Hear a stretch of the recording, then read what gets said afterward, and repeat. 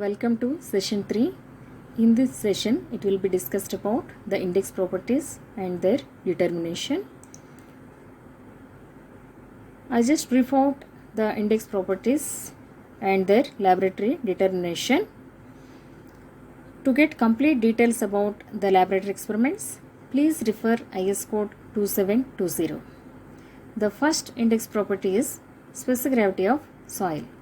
It can be determined using either density bottle method or pycnometer method. Both the methods are almost same. The only difference is in the density bottle method will be taking smaller size of bottle, whereas pycnometer method will be taking bigger size of bottle and more quantity of soil. So density bottle method is generally used for fine grained soil and pycnometer method is generally used for coarse grained soil. So first we have to take one clean and empty density bottle or pycnometer and it has to be weighed. Then an oven dried soil sample is taken in the bottle and weighed. The bottle or pycnometer is then filled with water and weighed. Those weights are taken as W1, W2 and W3. Then the bottle is emptied, cleaned and then filled with distilled water and then weighed. It is W4. Then the specific gravity of soil can be determined using the equation G equal to W2 minus W1 divided by W2 minus W1 minus W3 minus W4. So this is corresponding to room temperature. But we have to report the specific gravity corresponding to 27 degrees centigrade. So we have to apply a correction factor, that is first we have to multiply the specific gravity corresponding to room temperature with density of water at room temperature divided by density of water at 27 degrees centigrade. Determination of water content. The water content can be determined using either oven drying method, pycnometer method in the laboratory. Actually there are so many methods like alcohol method, calcium carbide method, etc. But in the laboratory generally we will be using these two methods. In the oven drying method, first we have to take a clean and empty oven container and its weight has to be measured. Take it as W1. The wet soil sample is placed in the container and then weighed. It is reported as W2. Then the container is kept in the oven for about 24 hours at 110 degrees centigrade and then the container is weighed along with dry soil, that is W3. Then water content, which is the ratio of weight of water divided by weight of solids. We can find the weight of water by taking the difference between W2 and W3. Then weight of solids is nothing but weight of dry soil, which is weight of dry soil plus container minus weight of container. Then pycnometer method. For this, a clean and empty pycnometer is weighed, which is W1.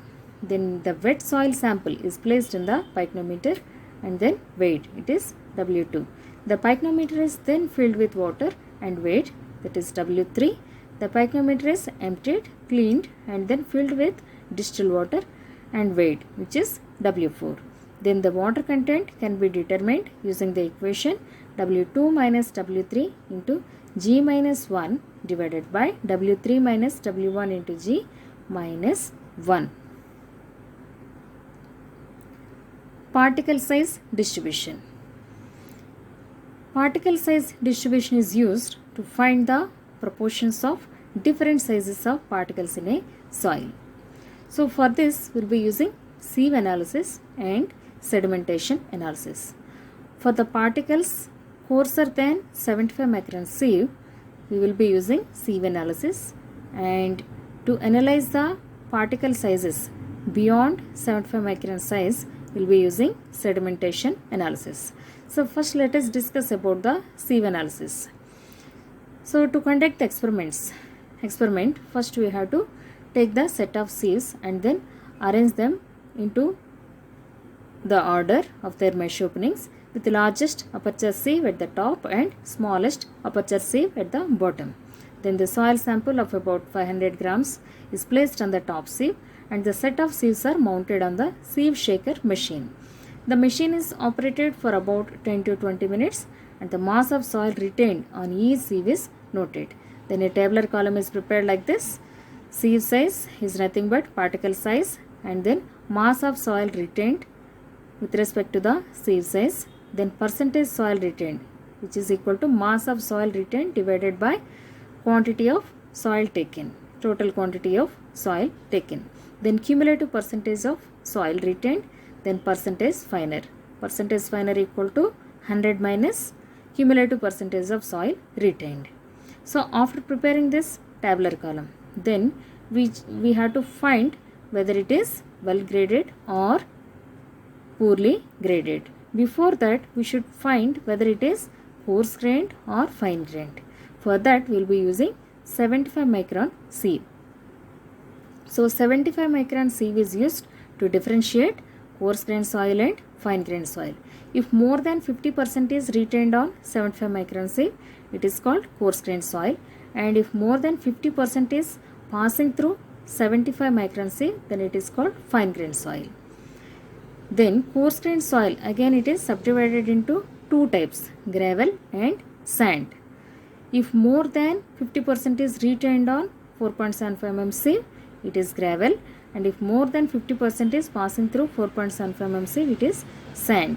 So to differentiate coarse grained soil and fine grained soil, we will be using 75 micron sieve, and then to differentiate gravel and sand, we will be using 4.75 mm sieve. So these two sieve sizes are very important in sieve analysis. Then after preparing the tabular column, from this tabular column corresponding to the particle size, we have to plot the percentage finer on a semi-log sheet. So I will be getting curves like this. So this is called particle size distribution curve. So based on the profile of this particle size distribution curve, we can predict the type of soil, whether it is well graded, poorly graded, gap graded or uniformly graded. So if it is covering maximum size of particles, then it is called well graded soil. If the soil is having good representation of different sizes of particles, then it is called well graded soil.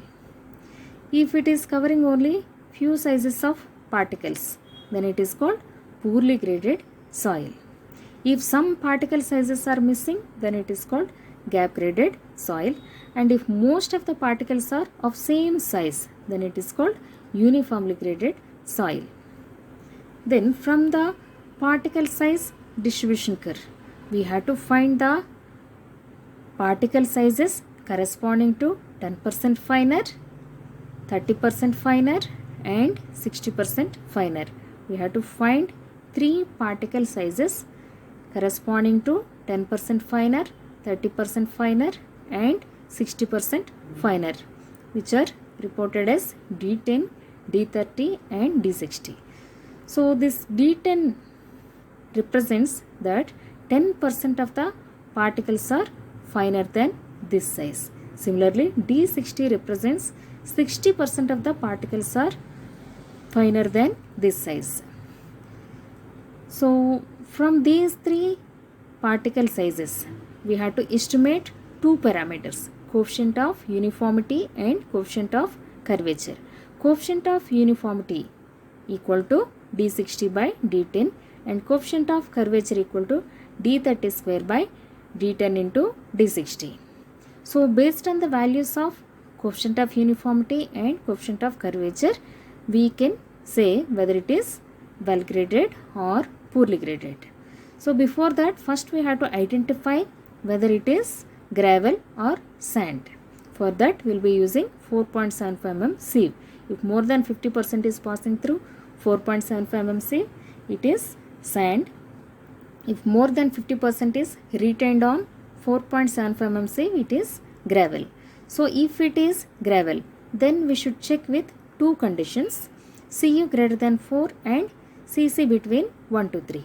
If both the conditions are satisfied and if it is identified as gravel, then we should name it as well graded gravel. If any one condition is failed out of these two, then it is called poorly graded gravel. If it is sand, if more than 50% is passing through 4.75 mm sieve, then we should check with another set of conditions. Those are Cu greater than 6 and Cc between 1 to 3. If both the conditions are satisfied, then it is a well graded sand. If any one condition is failed, then it is called poorly graded sand. Then determination of field density of soil. The field density can be determined using either core cutter method or sand replacement method. First, let us see the core cutter method. First, we have to take the empty weight of core cutter and its internal volume. By measuring the internal dimensions, we can estimate the internal volume of the core cutter. Then we have to take it to the field. Then we have to place it on the ground at which we are going to find the field density, and then we have to place the dolly on the top of core cutter. Then using the hammer blows, it has to be driven into the soil. After that, it has to be excavated along with the soil inside, and then it has to be weighed. Then we can find the weight of soil by taking the difference between weight of soil plus core cutter and then empty weight of core cutter, so that we will get the weight of wet soil. So what is bulk unit weight of soil? It is the ratio of total weight of soil divided by total volume of soil. So from this difference, we will get the total weight of soil divided by total volume of soil is nothing but volume of core cutter. So that we will be getting the bulk unit weight. Then we can take a representative soil sample from the excavated soil, and then we can find the water content using oven drying method, so that we can estimate the dry unit weight of soil, which is equal to bulk unit weight divided by 1 plus water content. If the soil is hard, then it is difficult to drive the core cutter into the soil. So in that case, we can use the sand replacement method. A sand pouring cylinder having conical part is filled with sand and weighed. The cylinder is placed on a flat surface and the shutter is opened so that the sand fills the cone. The weight of the cylinder with sand after filling the cone is determined. Now we can find the weight of sand filling the cone by taking the difference between W1 and W2. The cylinder is filled with sand to the original weight W1 and is placed in a container of known volume. So volume of container is VCON. The shutter is opened so that the sand fills both the cone and container. The weight of cylinder is then measured, which is taken as W3. Weight of sand filling the container equal to W1 minus W3 minus WC. WC is the weight of sand filling the cone. Then unit weight of sand equal to weight of soil filling the container divided by volume of container. The ground at which density has to be determined is cleared, and a pit of diameter 10 cm and depth 15 cm is prepared. The soil excavated is collected in a tray and its weight is determined, that is W.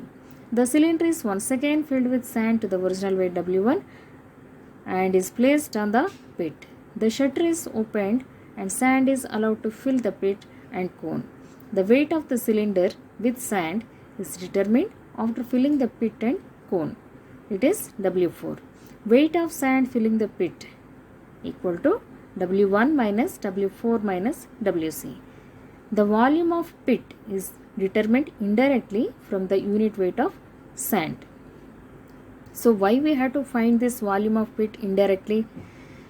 We know the diameter and depth of pit, but whatever the volume we calculate using the equation pi by 4 d square into h is not a correct volume, because the pit will be having irregularities. The surfaces may not be regular, they are not smooth, because we have excavated the soil, they are rough. So whatever the volume we estimate, that is not correct. So we have to estimate the volume of pit using the density of sand. So unit weight of sand we can find using the equation weight of sand filling the pit divided by volume of pit. Unit weight of sand is already determined in the laboratory. So we can make use of this value to estimate the volume of pit. Then bulk unit weight of in situ soil equal to weight of soil that is excavated divided by volume of pit, which is estimated indirectly using the unit weight of sand. Then we can take a representative soil sample from the excavated soil and its water content is measured using oven drying method. Then dry unit weight of soil equal to bulk unit weight divided by 1 plus water content. Determination of density index. The density index, which is a very important parameter for sandy soil, can be estimated in the laboratory using the vibrating table. The in situ dry unit weight of sand is determined using field density test, either core cutter method or sand replacement method. Then the empty weight and internal volume of the container of the vibrating table are measured. The oven dried sand is filled in the container from a height of 1 to 2 cm using a funnel and its weight is measured. The minimum dry unit weight corresponding to loosest state is thus obtained, which is the ratio of W1 by V1. When it is poured from a certain height, it is loosely filled.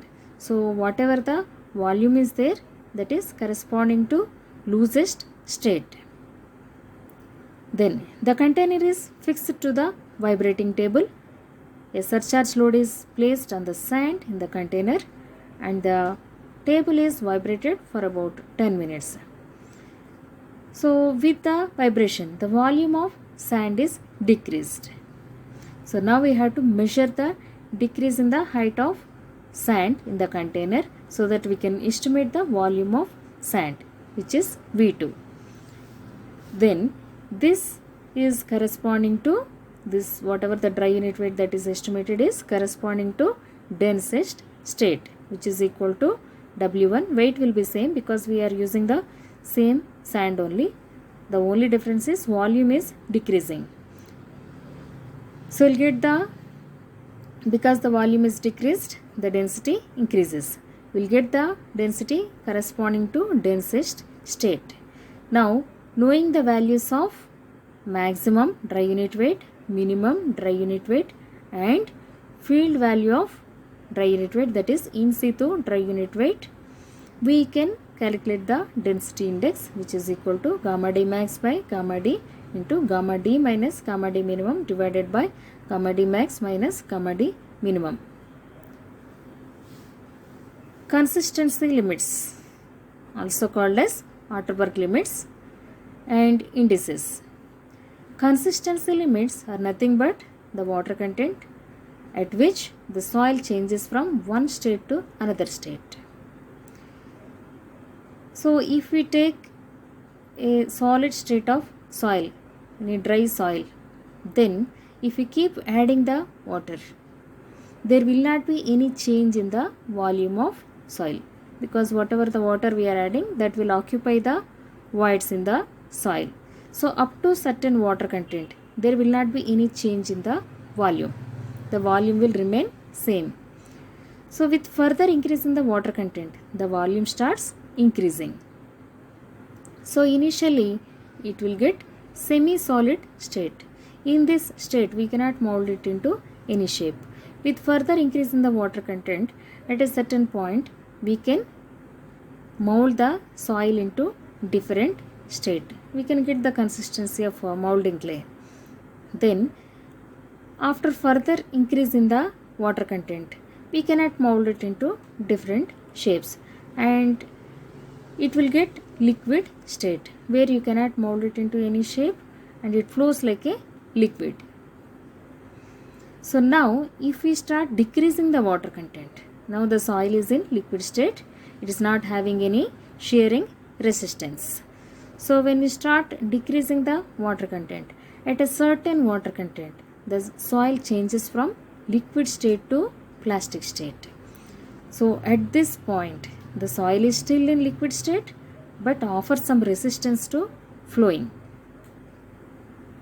Then with further reduction in water content, the volume also decreases.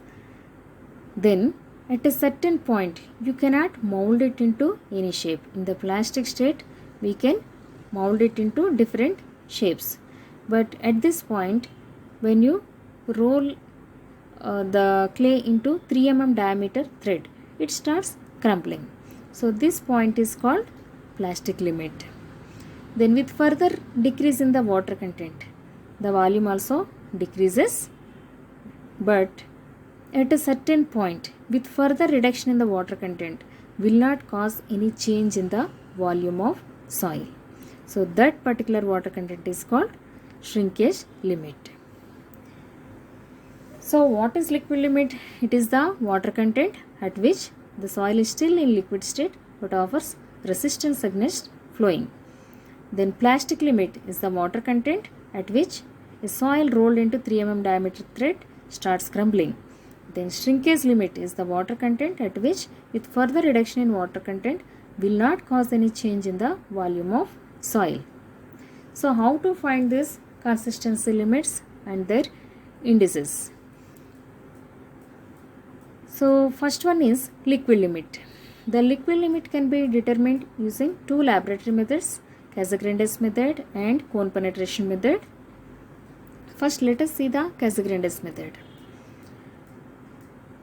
So this is the apparatus of Casagrandes method. So this is the grooving tool, this is the brass cup, this is the handle. When you operate this handle, the cup moves up and down. So the woven dried soil which is passing through 425 micron sieve is taken in a tray and mixed with some water content to prepare a soil pad. The soil pad is placed in the brass cup of Casagrandes apparatus. A groove is prepared at the center of the soil pad using standard grooving tool. Now the soil is divided into two parts. When the handle is operated, the cup moves up and down, which is counted as one blow. The number of blows required to close the groove by 1 cm is noted. Then a representative soil sample is taken from the brass cup and its water content is determined using oven drying method. The soil pad is placed back into the tray and mixed with some more water. The soil pad is again placed in the brass cup and the process is repeated to get 5 to 6 readings of water contents and their corresponding number of blows.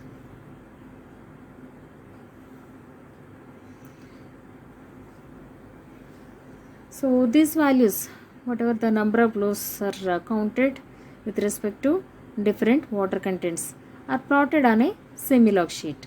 So as the water content increases, the number of blows decreases. So the profile will be like this. Then the points are joined with a straight line. The points are joined with a straight line which is called flow curve. The curve is extended on either side to get the slope. Then the water content corresponding to 25 number of blows will be reported as liquid limit of the given soil. Then the slope of this flow curve is called flow index, which is equal to W1 minus W2 divided by log N2 by N1. Generally we will be taking N1 and N2 corresponding to 10 and 100, because if we take N1 and N2 as 10 and 100, we will be getting this denominator as 1. The next method is cone penetration method. The woven dried soil which is passing through 425 micron sieve is taken in a tray and mixed with some water content to prepare a soil pad. The soil pad is placed in the brass cup of cone penetrometer. The needle is allowed to penetrate into the soil by its own weight and the depth of penetration is noted. A representative soil sample is taken from the brass cup and its water content is determined using oven drying method. The soil pat is placed back into the tray and mixed with some more water. The soil pat is again placed in the brass cup and the process is repeated to get 5 to 6 readings of water contents and their corresponding depth of penetration. These values are plotted on a normal graph sheet and joined with a straight line. The water content corresponding to 20 mm penetration is reported as liquid limit of the given soil. Then determination of plastic limit. The oven dried soil which is passing through 4.5 micron sieve is taken and mixed with some water content to get a consistency of molding clay. The soil is then rolled into 3 mm diameter thread on a glass plate and the surface is observed. If there are no cracks, the process of making into ball and rolling into thread is repeated till cracks are observed on the surface of soil. So what is happening when we are rolling into thread and making into ball? Because of the heat of our hands, the water content will reduce. So when the cracks are observed, the crumbled pieces are placed in an oven container and the water content is determined. This water content represents the plastic limit of the given soil. So knowing the liquid limit and plastic limit, we can find the plasticity index which is equal to liquid limit minus plastic limit. Then knowing the flow index and plasticity index, we can also estimate the toughness index which is the ratio of plasticity index to flow index. Then there are other indices, liquidity index and consistency index. Liquidity index equal to in situ water content minus plastic limit divided by plasticity index, and consistency index equal to liquid limit minus in situ water content divided by plasticity index. The sum of liquidity index and consistency index is always 1 or 100%. If you take these two values as percentage, then you will get 100%. Determination of shrinkage limit. For this, a clean and dry shrinkage dish is taken and weighed. A wet soil pat is prepared similar to the liquid limit test. The wet soil sample is placed in a shrinkage dish and its weight is determined. The soil is air dried for 3 to 4 days to avoid cracks and then oven dried for 24 hours. The weight of dry soil with container is determined. Then we can find the water content using the equation weight of water divided by weight of solids. So after finding the water content, then we have to take an empty shrinkage dish and filled with mercury. The weight of mercury is determined. From the known density of mercury, volume of mercury in the shrinkage dish is estimated, which is nothing but volume of wet soil pat. Then volume of wet soil pat V1 equal to weight of mercury divided by 13.6, that is density of mercury. Density of mercury is 13.6. A small glass container is taken in a porcelain bowl and filled with mercury. The dry soil pat is immersed in the mercury and the weight of mercury displaced is determined. The volume of mercury displaced is nothing but volume of dry soil pat. The volume of mercury displaced is determined from the known density of mercury. Volume of dry soil pat equal to weight of mercury displaced divided by density of mercury. So knowing the values of volume of wet soil pat, volume of dry soil pat and weight of dry soil pat, then dry unit weight, water content, we can estimate the shrinkage limit of soil, which is equal to water content minus volume of wet soil pat minus volume of dry soil pat, then dry unit weight divided by weight of solids is nothing but weight of wet soil pat.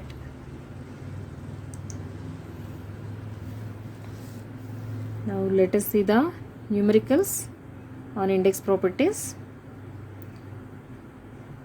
First question is, a soil has 98% of particles finer than 10 mm, 59% finer than 1 mm, 24% finer than 0.1 mm, 11% finer than 0.01 mm. Draw the grain size distribution curve and calculate the percentages of gravel, sand, silt and clay as per IS particle size classification. Also calculate CU and CC, that is coefficient of uniformity and coefficient of curvature, and report the gradation of the soil. We should tell whether it is well graded or poorly graded. So for this, first we have to take the semi-log sheet, then we have to take the particle size on x-axis and percentage finer on y-axis. So semi-log sheet, x-axis is of log profile and y-axis is normal graph.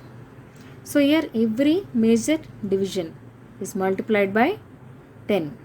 So if we start with 0.001, next major division will be 0.01, that is 0.001 multiplied by 10. Then next division will be into 10, into 10 and into 10. So here we have to plot the points. So corresponding to percentage finer, we have to plot the particle sizes. Then if we join these points with a smooth curve, we will get the particle size distribution curve. This is the particle size distribution curve. Then we have to find the particle sizes corresponding to 10% finer, 30% finer and 60% finer, and we have to report them as D10, D30 and D60. This D10 is also called as effective size. Then after finding these three particle sizes, then we have to find the coefficient of uniformity, which is the ratio of D60 by D10, then coefficient of curvature, which is equal to D30 square divided by D60 into D10. So from these two values we should tell the gradation characteristics of the soil. Before that we should find whether it is gravel or sand. So how to find whether it is gravel or sand? Based on the 4.75 mm sieve and 75 micron sieve. So based on the 75 micron sieve, we can find whether it is coarse grained soil or fine grained soil. Based on the 4.75 mm sieve, we can find whether it is gravel or sand. So based on the percentage finer, we can conclude that it is sand. So here we can find the percentage finer corresponding to 4.75. So corresponding to 4.75, it is 90%, and corresponding to 75 micron.